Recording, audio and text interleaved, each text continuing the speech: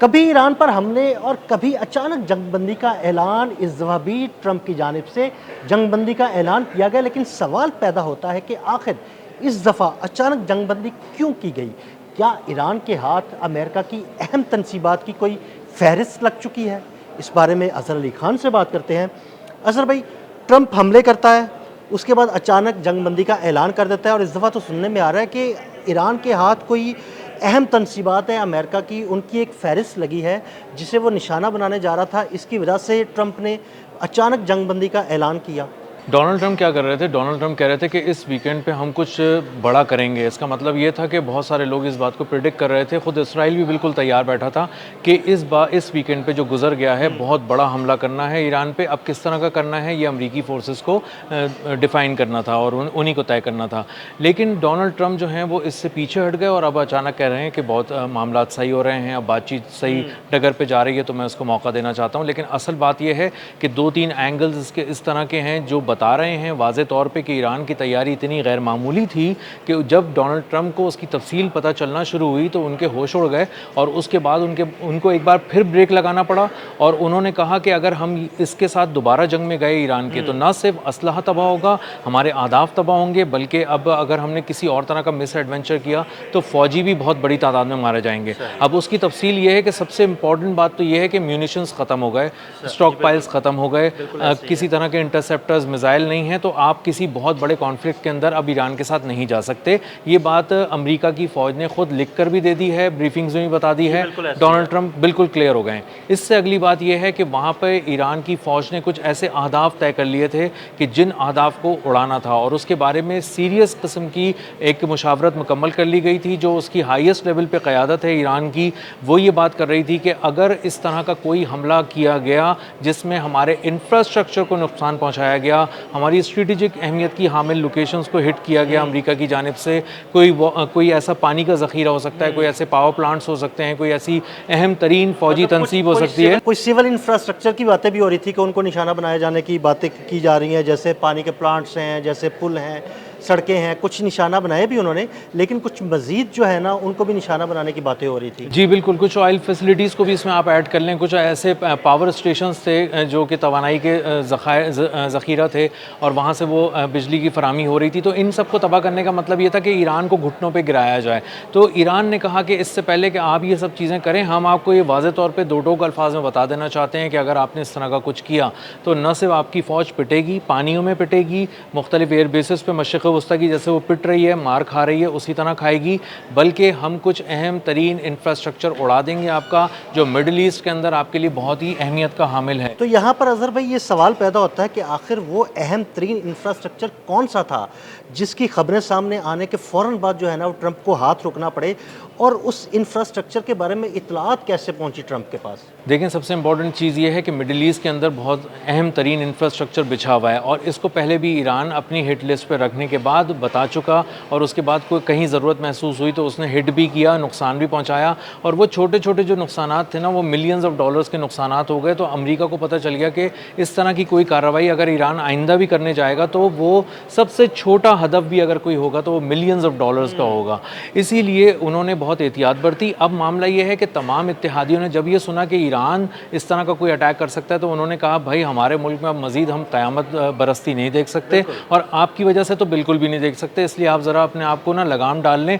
आप जो कोई बयान देते हैं तो सारी तोपों का रुख इस तरफ हो जाता है। आप यहाँ से कोई भी हमला करते हैं हमारी ज़मीन से और उसके बाद हमारी ज़मीन पर हमला होता है तो हमारे पास जो कैलकुलेशन आ रही है वो ये आ रही है कि मजमूई तौर पर हमारे लोग परेशान हैं, हमारे लोग खौफज़दा हैं, हमारी सरमायाकारी तबाह हो रही है, हमें ही लोग देख रहे हैं कि हमारे अच्छे खासे मुल्क थे जो किसी कॉन्फ्लिक्ट में भी नहीं थे ईरान के साथ, आपने उसको घसीट के यहाँ ले आए।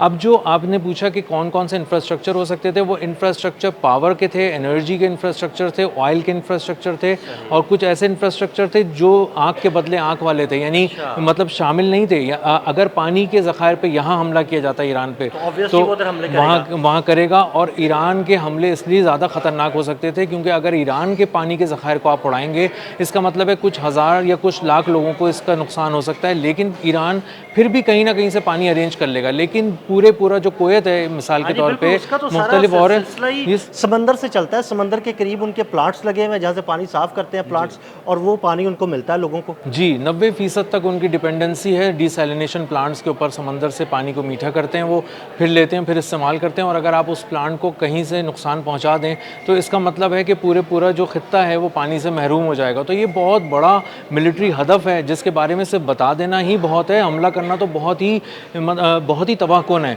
तो अमेरिका को इस बात का अंदाज़ा हुआ। उसके साथ साथ एक और चीज़ जिसके बारे में हमें बात करनी चाहिए, वो एक तीसरा भी एक ग्राउंड है, और वो ये कि गैर मामूली नौयत की ईरान में जुनूब के इलाके में तैयारियां की जा रही थी किसी भी मुमकिना ग्राउंड इन्वेजन से निमटने के लिए। बिल्कुल, सुना है कि कुछ फौजी मशकें वहाँ पर चल रही हैं। फौजी मशकें चल रही हैं और उसमें फायर पावर का मुजाहरा किया गया है। नए तरह के ड्रोन्स इस्तेमाल किए गए हैं, उनकी कॉम्बिनेशन, उनकी लेयर्स तक नई बनाई गई हैं। और अमरीकी फ़ौजी अगर आते तो एक अमरीकी फ़ौजी के लिए एक FPV ड्रोन उन्होंने रखा हुआ था।